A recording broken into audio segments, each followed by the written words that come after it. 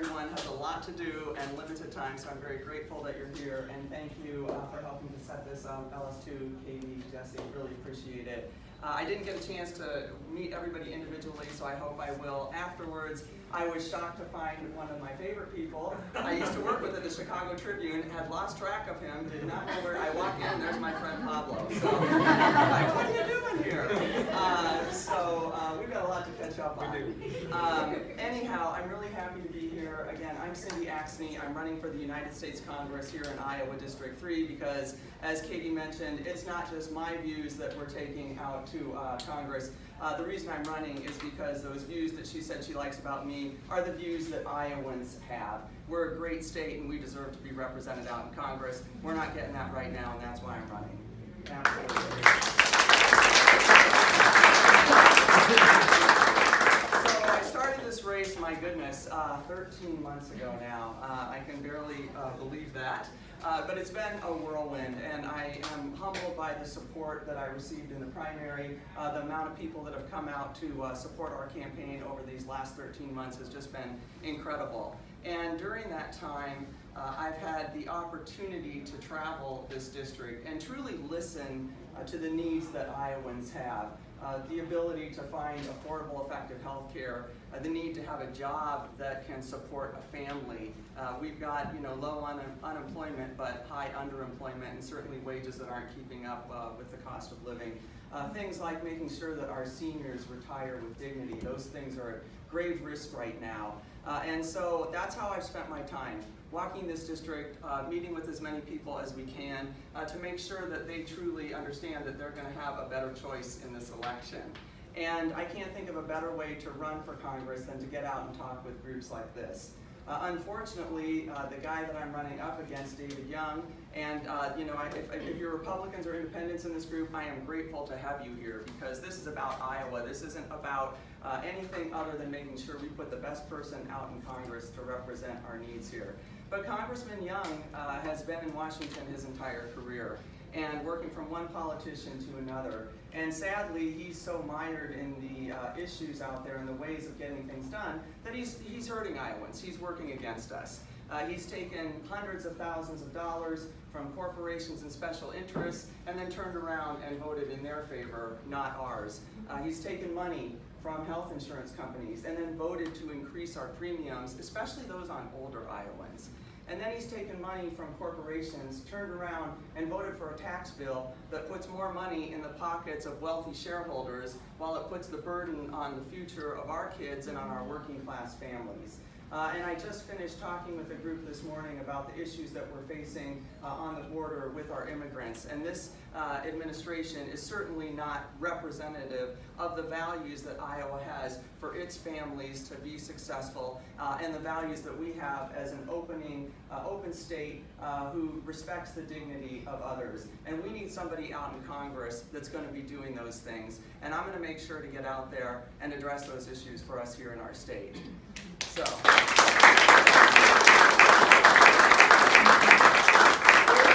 little bit about me. I'm a fifth-generation Iowan, grew up on the south side of Des Moines before moving over to West Des Moines, graduated from the University of Iowa. Unfortunately, was one of those people that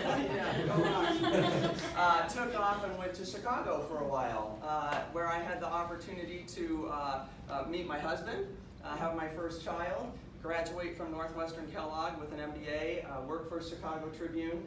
Certainly had a great opportunity there to bring those skills then back here to Iowa. And then I had the opportunity to take a position at the state of Iowa under Governor Vilsack, served under his administration, Governor Culver's, and a bit into Governor Branstad's administration.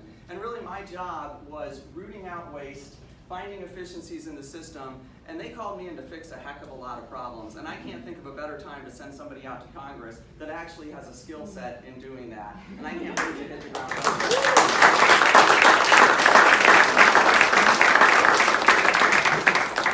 So, it doesn't matter whether you live here in our big city, whether you live on one of our farms, certainly in one of our rural communities. I was just in Shenandoah last night. If you haven't been out and around our district as much as you think you should have been, please go visit. We have the greatest and coolest people in this district that are really doing wonderful things for their community. but they need representation. All of us need representation. So I'm out there to make sure that we get it. And unlike David Young, I'm not going to take any corporate PAC money because I'm going to be working for the people and not for corporations and special interests.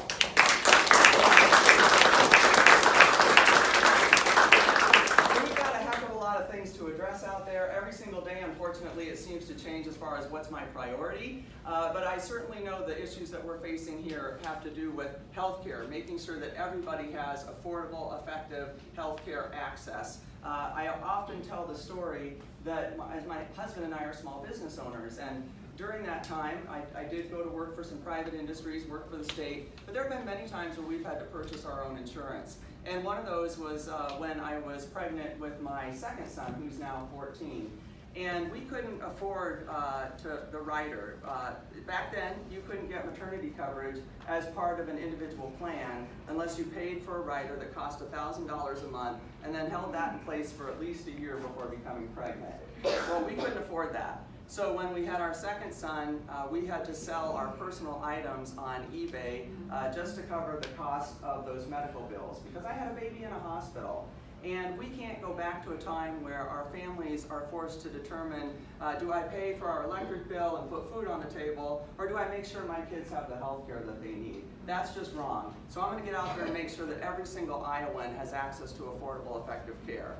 The other thing I hear from Iowans on a consistent basis is that our public school system needs help. Our kids are losing out on opportunities that they need. And as a proud product of our public school system and a mom of 2 boys in our public school system, I'm going to do whatever it takes to make sure that I work with our state, hopefully Jennifer Conforst over here, who just came in, and others, so that at a federal level, we're coordinating with our state level to make sure that our kids have opportunity. I definitely want to make sure that we bring more vocational programs back into our high school so that kids have opportunity for whatever works for them. We have a skills deficit right here in Iowa. We've got good paying jobs that manufacturers can't fill because we don't have enough trained people to do that. So we've got an opportunity here to build economic growth for our kids in a way that works for them. So I want to push hard for that. Certainly make sure that we advance Pell Grants and then absolutely cap student loan interest rate at no more than 2%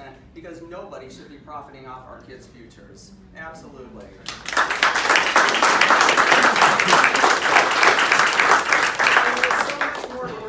We've got great opportunity here to bring good paying jobs back to Iowa.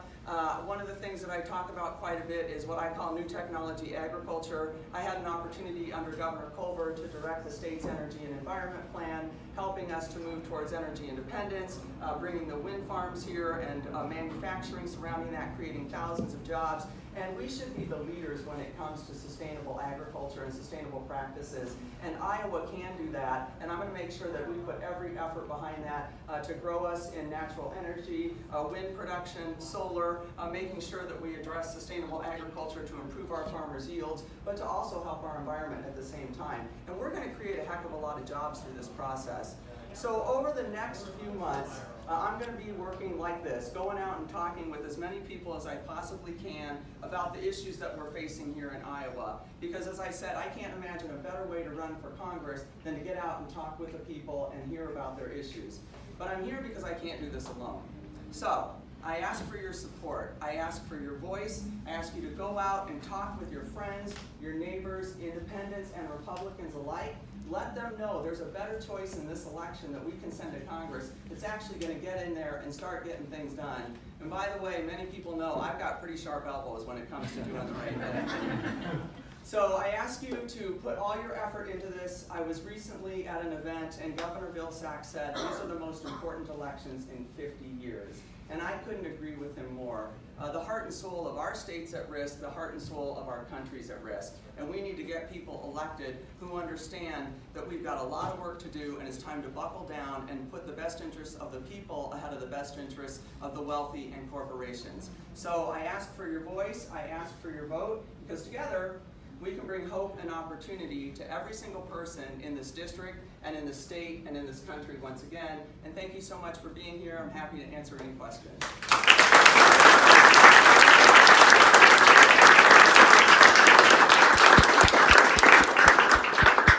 Yes. from Clive, and I've lived in Iowa for about 10 years now, and I have loved it. We came kind of thinking we're on a 3-year plan from California, and we've absolutely loved it, and I would love to have your voice to make it even better.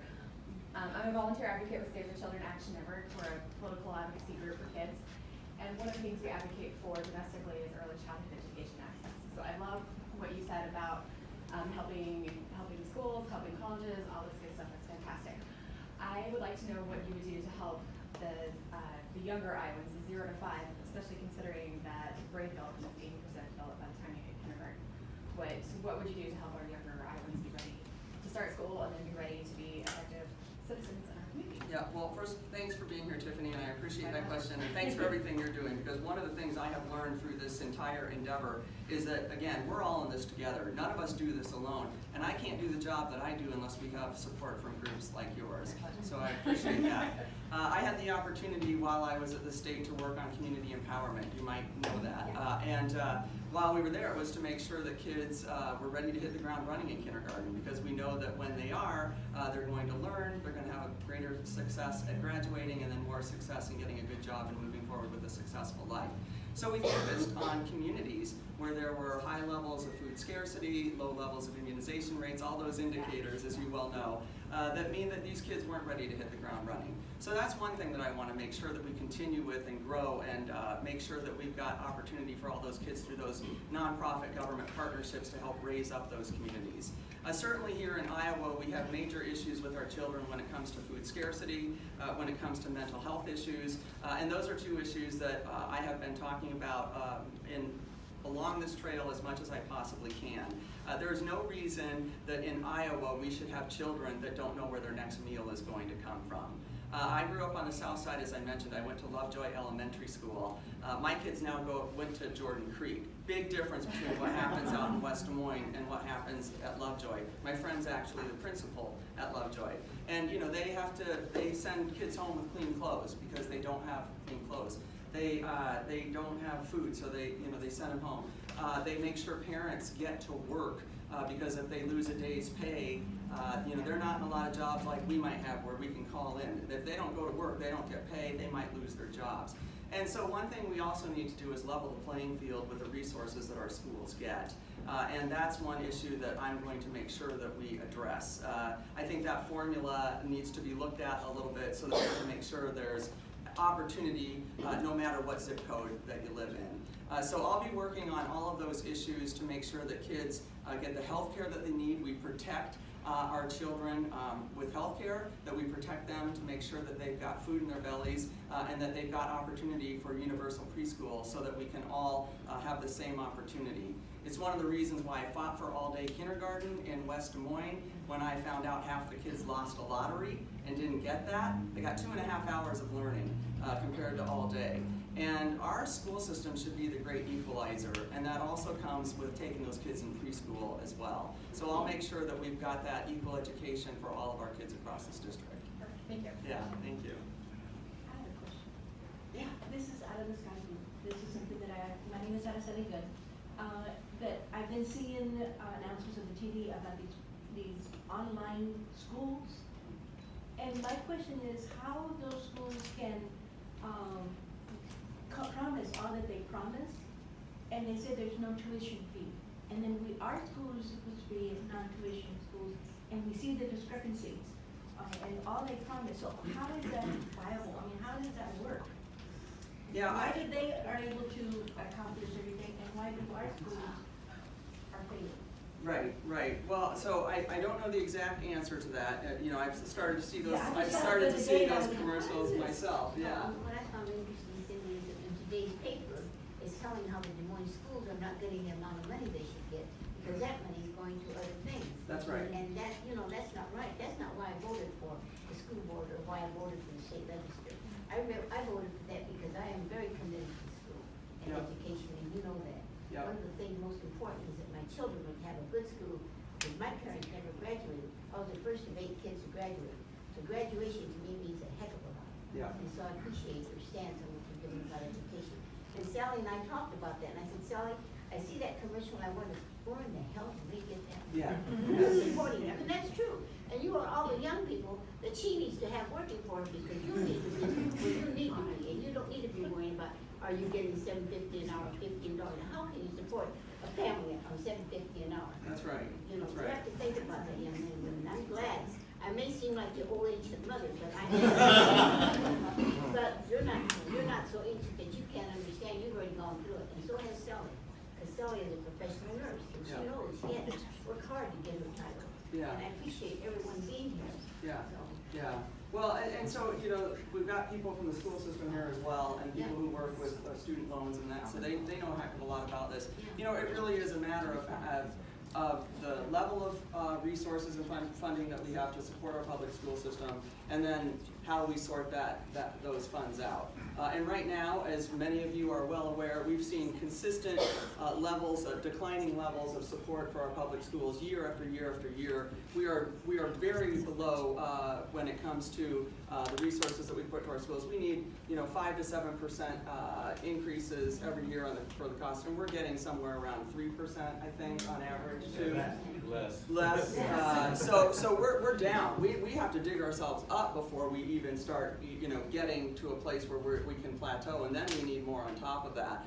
So two things. First of all, I want to make sure that we put more money behind our public school system at a state and a federal level. Most of the money to support our schools is at a state level, but certainly the part that's at a federal level, I will never support things like voucher programs that dig into our public school systems to support private schools that already have opportunity. So we need to make sure that we increase the revenue that comes to our school system, but then we need to protect it and make sure that we put our values up front with our public schools. The majority of the kids in this country go to public schools. The majority of kids in our state go to public schools. They are our workers, they are our future, and if we're not investing in them, if we are trying to divert money from things like to online schools or to private schools, you know, we're really limiting that opportunity, and we're actually giving more opportunity to those who already have it. So I will make sure that we protect those buckets. A lot of that will happen at a state level, so I'll have to work with the state team to make sure that that happens. But at the federal level, I'll be pushing to make sure that no money ever goes into, you know, schools that, first of all, we can't track their performance. We don't understand the outcomes that they're achieving. There's no oversight. And those are the types of things, you know, if we're going to put out public money, taxpayer dollar money, any school has to have the same level playing field, the same regulations, the same oversight. And so I'll make sure to push back against any of that. Thank you that you included that though you are in the federal, you will be overseeing our state as well, so thank you. Yeah, absolutely. I'm John Shellness. I'm a board member of the Asian Latino Coalition. But you know my pet thing is crime, so I have a law and order question for you. Everybody here sees those faded neighborhood watch signs all over the city. Only 10% of burglaries and thefts in the city of Des Moines get solved. Only 10%. 90% of crimes go unsolved. And I want to resurrect that part of Neighborhood Watch, and I need help because I have to partner with. It has to be a public-private partnership, like smoke detectors or seatbelts. And again, it's sort of an unknown thing because we're always focusing on schools, but people are victimized all the time. Bicycles are stolen, sheds are ripped off, homes are broken into, nerves are shattered because of that. And I have a little solution, but I need help from the public sector to get it. It's Neighborhood Watch, right? You've seen all those signs everywhere. It's one part of Neighborhood Watch that just tanked. Yeah. And I want to bring it back. Yeah. Well, one thing I love about John is he never misses an opportunity to promote his business. But it's good. You definitely need to talk to him. You know, listen, I sat down and talked with several people on the Des Moines Police Force. They are consistently seeing their resources taken away from them. Our people who are out on the beat has gone down dramatically. I think if I remember correctly, it's something like 17 people a day out on the beat. They're covering 2 weeks at a time. We're supposed to have almost twice that.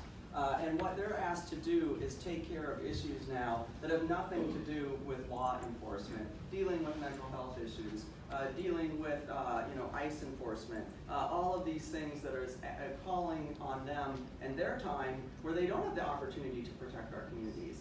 And they can't hire more staff. So one of the things I'm going to be doing is working with our local police force resources as well, which I've done throughout this primary, sit down, let's talk about the reality of this. Why don't we have enough coverage? Why don't we have enough security in our communities? Why don't we have a police presence that actually works with our communities to eliminate crime, as opposed to just always have limited on the back end to the enforcement of it? If we're out in our communities and we're working with them, we're going to raise up our communities and we're going to see a lot less crime. So one little added thing, so a smoke detector in a house, it would be like saying, hey, the fire department needs to do a better job of putting out fires. We don't need to put fire detectors in our houses.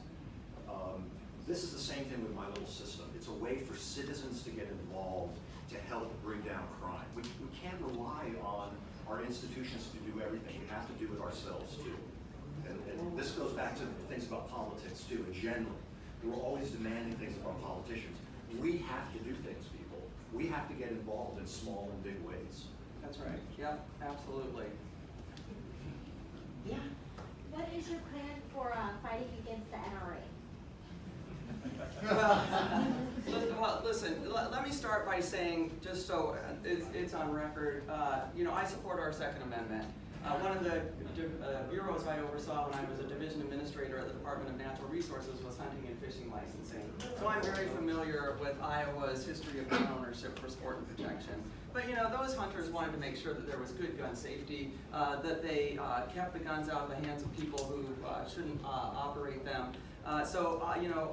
What I'm going to do is make sure that we keep our streets safe. Unlike David Young, who's the third largest recipient of NRA funding in the House, and he's beholden to them, so he's not going to step up. So I want to make sure that we've got universal background checks to keep the guns out of the hands of people with criminal and violent backgrounds, making sure that we close those loopholes for online sales, person-to-person transfers, and certainly making sure that when gun sales, that type of thing, they have to go through the same process. At the same time, I want to reinstate the assault weapons ban that's been off the books for over a decade, because there's just no place for those weapons on our streets. I'm a mom of 2 teenage boys, and I think for those of you who are young enough to have experienced this gun culture going to school, and for those parents in this room, we're at a point where we worry that our children won't make it home safe. And that's just absolutely unacceptable. So I want to make it very clear, I'm not about taking people's right to own a gun away. I'm about making sure that we keep our streets safe and that we ensure that there's proper measures in place to make sure that we protect our citizens.